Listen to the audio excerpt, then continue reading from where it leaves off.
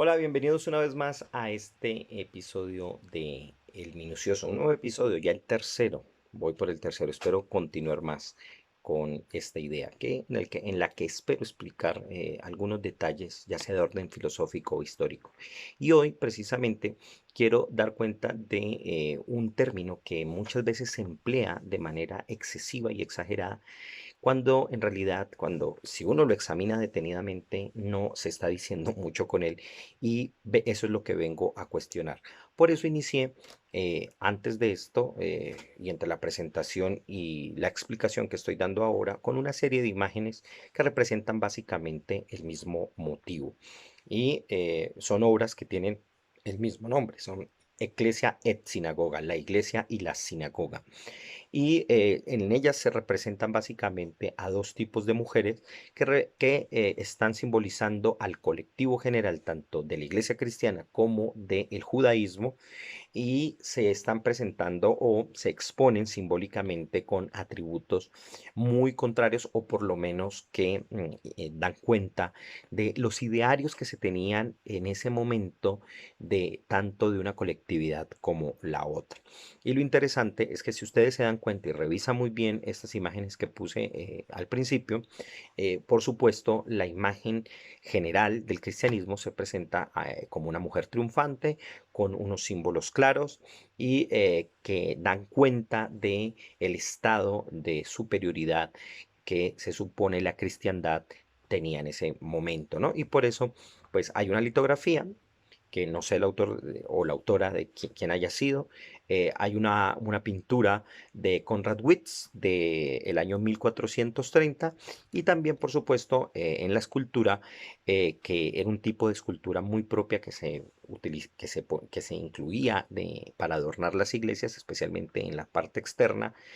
que se les llamaba esculturas de alegoría teológica, porque se quería dar a entender algún motivo teológico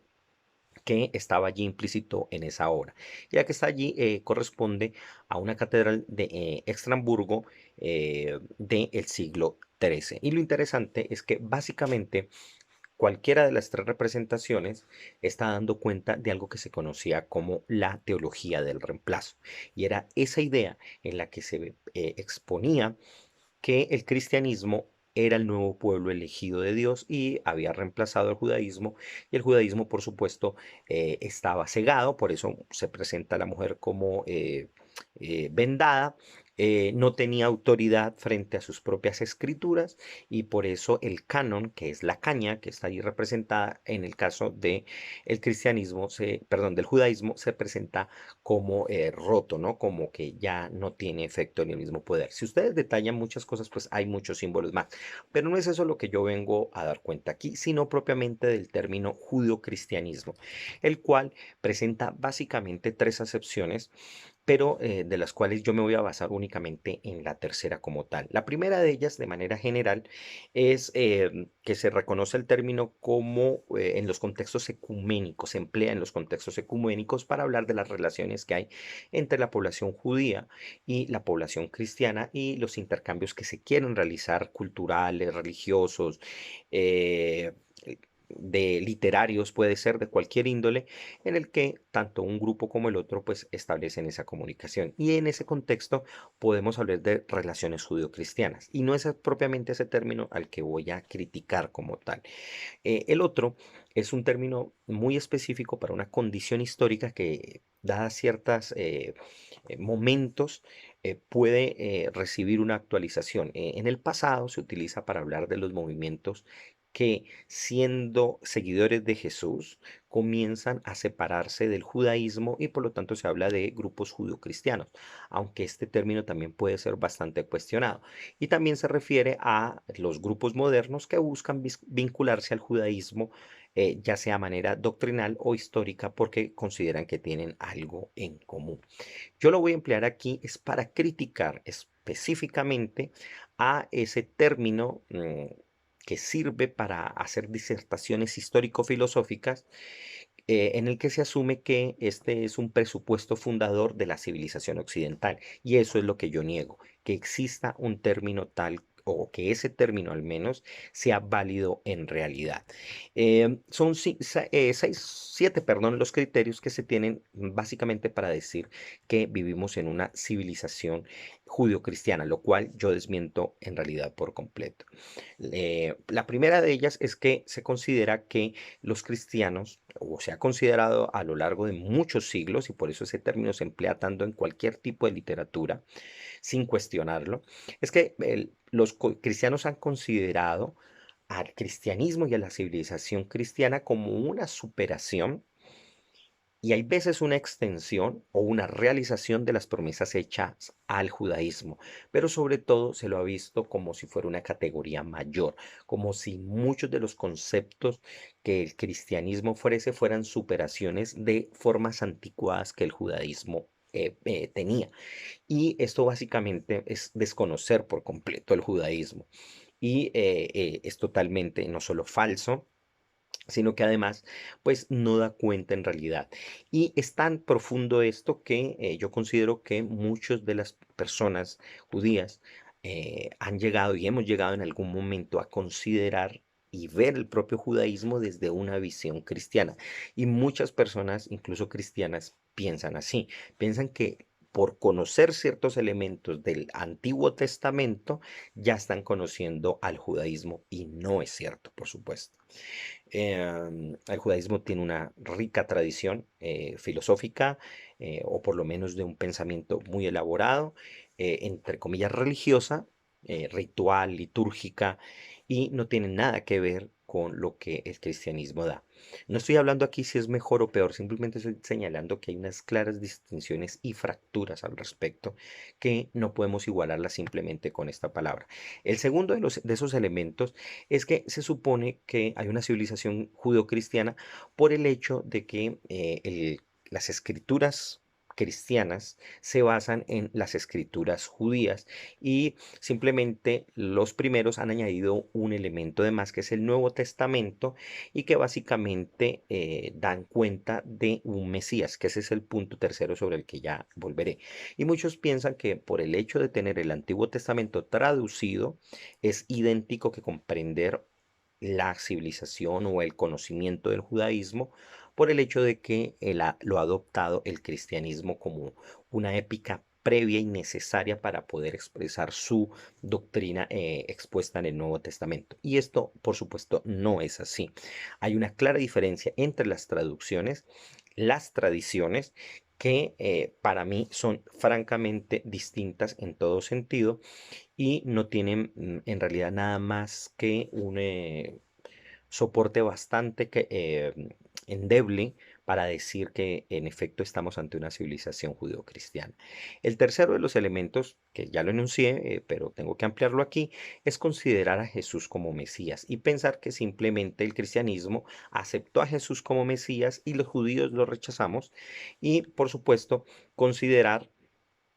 que al asumir este rechazo, por supuesto, se estableció ese primer punto, que es ese estado de superación que el cristianismo alcanza.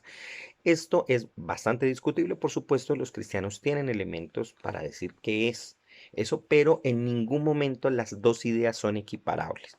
Una cosa por completo es el Cristo del cristianismo y otra cosa muy distinta es la idea que se tiene del Mesías. No solo por el hecho de que sea o no Jesús, sino que las concepciones del Mesías son totalmente distintas. El cuarto elemento, el cuarto momento, es considerar que la tradición judio-cristiana tiene un sistema ético basado en una serie de ideas básicas, especialmente en la idea de un solo Dios personal, que es todopoderoso, que es amoroso y que mantiene gracias a esto una autoridad del mundo. Yo aquí podemos dar una discusión muy grande, pero por supuesto las concepciones de Dios, tanto del cristianismo como el judaísmo, no son idénticas, son muy distintas. Y yo discutiría, serviría para otro tema, por supuesto, de si efectivamente el cristianismo es o no monoteísta. Yo sostengo que no, y que el monoteísmo como tal no se estableció por una civilización judio-cristiana. El quinto momento es que como hay un código moral que sustenta las dos, se supone que este es idéntico y eso es lo que llaman los 10 mandamientos, pero en realidad los 10 mandamientos, tanto del cristianismo como los originales que están en el Tanaj, en el libro del Éxodo o Shemot, no son lo mismo. De hecho, si nosotros vamos a revisar textualmente, en realidad el texto nos está hablando de 14 mandamientos expresados en 10 aserciones, porque así se les llama originalmente, las 10 aserciones, las 10 palabras en la tradición judía. Entonces, pensar que se tienen conceptos como justicia, como responsabilidad, y pensar que porque ese cascarón, esa palabra, sean similares en ciertas tradiciones, en realidad está evitando ver la profundidad y el contenido que hay. Y son francamente distintos. El sexto momento es pensar que el judeocristianismo sirve como una, digamos, una forma de distinción macro entre culturas y especialmente entre mentalidades, como para decir que Occidente tiene una visión judio-cristiana y que del otro lado del mundo, en lo que no es Occidente, hay otras concepciones distintas que están representadas en el hinduismo, en el budismo, en el confucianismo, donde se asume o se pone, hay un énfasis más en los aspectos colectivos, en ciertas metafísicas, en ciertas reglas y autoridades frente al individualismo y a la manera en que ha presentado la civilización occidental, cuando en realidad, cuando uno examina el judaísmo en su manera propia, tiene muchos elementos también en común puede llegar a tener muchos elementos en común con ciertos aspectos del hinduismo, del budismo y del confucianismo. Por supuesto, también va a haber diferencias, pero hay muchos elementos del judaísmo que lo hacen una religión muy parecida a los elementos orientales, cosa que algunos de ellos quedaron en el Islam. Y precisamente este es el séptimo elemento, ¿no? Eh, que es el ejemplo que da el Islam, ¿no? Y podríamos incluso nosotros hablar de nuestra civilización como una civilización ni siquiera judio-cristiana, sino islamo-cristiana, porque el Islam como tal, en su expansión y en su potencia humana, científica, y todo lo que propone tiene una influencia mucho más marcada en el mundo. Digamos que la influencia tanto de la población judía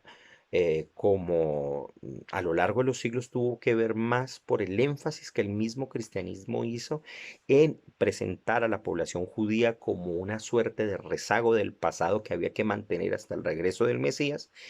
pero el Islam forma en realidad una base social y civilizatoria muchísimo más grande. Yo diría que nosotros en realidad estamos en una civilización greco-romana e islámica, mucho más que la propia judía, sobre todo porque nosotros no podemos unir estos dos términos, son muy distintos. Eh, mm, la, la idea de que el judaísmo es que hay un judio-cristianismo que me ayuda a sustentar al cristianismo o que es una suerte de soporte civilizatorio, en realidad es un invento que el cristianismo romano genera para poder probar su antigüedad, ya que los elementos del judaísmo antecedían por muchísimo toda la exposición doctrinal del cristianismo. Entonces, superponer o utilizar a la palabra judeo junto a cristiano, en realidad es más bien un oxímoron, ¿ya? Porque son muy diferentes y no podemos superponerlas o por lo menos crear un concepto que se sustente en realidad, sobre todo porque la segunda parte de este término durante la Edad Media cristiana básicamente se la pasó persiguiendo a la primera parte del término por muchísimo en muchos lugares de Europa y este antisemitismo o más bien esta judeofobia siguió durante muchísimos siglos. Por supuesto, no estoy negando con ello que no haya una influencia o que no exista una suerte de relaciones culturales, pero también lo ha habido con todos los pueblos a los que el cristianismo llegó y subyugó y asimiló y sincretizó. Y eso lo podemos ver incluso en América, ¿no? Entonces, en América Latina podríamos hablar de una civilización católico-indígena, seguramente, porque hay muchísimos elementos religiosos y culturales que conviven hasta el día de hoy en nuestros pueblos. Yo que vivo en el Cauca, en Colombia, me doy cuenta fácilmente de eso, ¿no? Donde el catolicismo es prácticamente un elemento cultural y convive con muchísimas de las grandes y hermosas tradiciones indígenas. Entonces, mi invitación es a que no acepten los términos que están por allí en los libros simplemente porque un autor famoso, muy reputado, lo utiliza. Yo lo he visto utilizarlo a Carl Sagan y es un término mal empleado por él, pero él no es historiador ni es antropólogo. No fue. Bueno, yo digo no es porque es para mí la gente que vale sigue presente. Pero bueno, el punto es que no debemos asumir, porque alguien me dice que un término lo utiliza, y simplemente asumirlo como tal. Y ese es un término a cuestionar. Cuestiónenlo todo y nos vemos en el próximo El Minucioso.